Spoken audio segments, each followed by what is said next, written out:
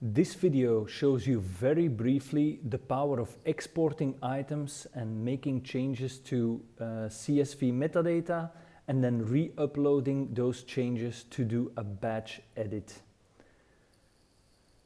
So I will show this as an example on one specific item, but you can also do this on multiple items at the same time.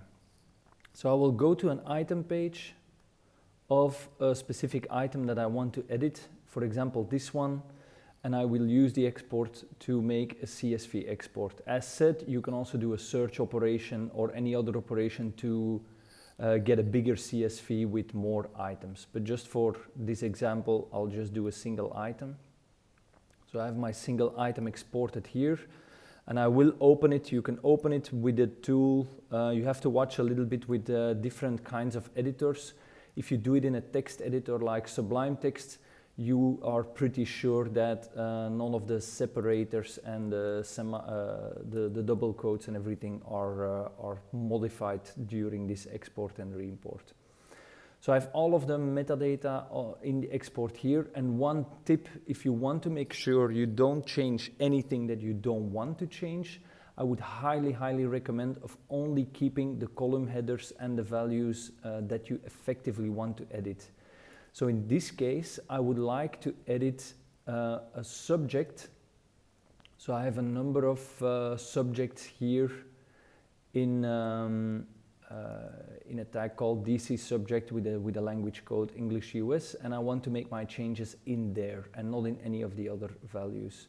So what I'll do is I'll remove everything up here until DC subject.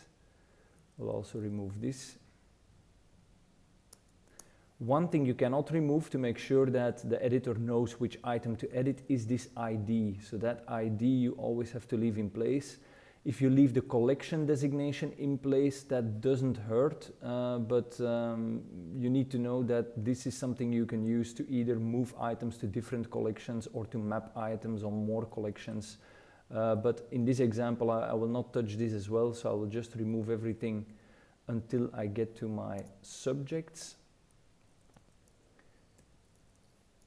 And then I have a very simple CSV that gives me the ID and the subject values.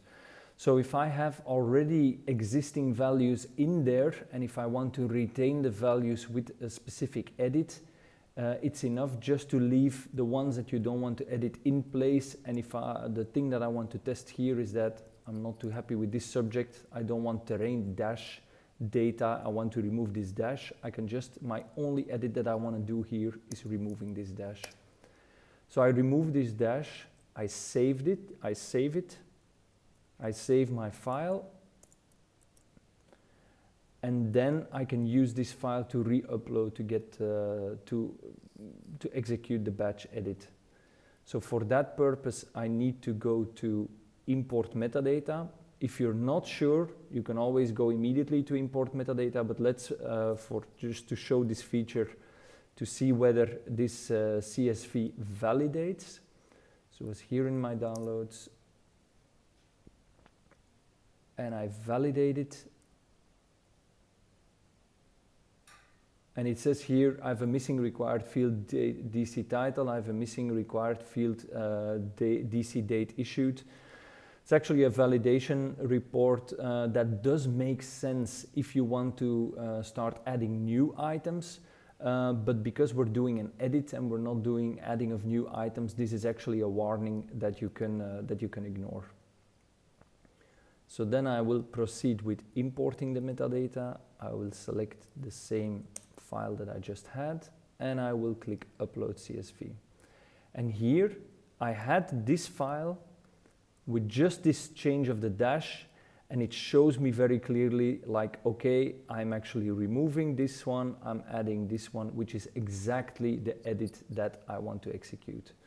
So I will not do apply changes here, so if you click apply changes, then it effectively happens, but in this case, you're done. If you have any questions about this video, please reach out to us through the issue tracker or contact us on info@atmeyer.com. We are happy to help. Thank you.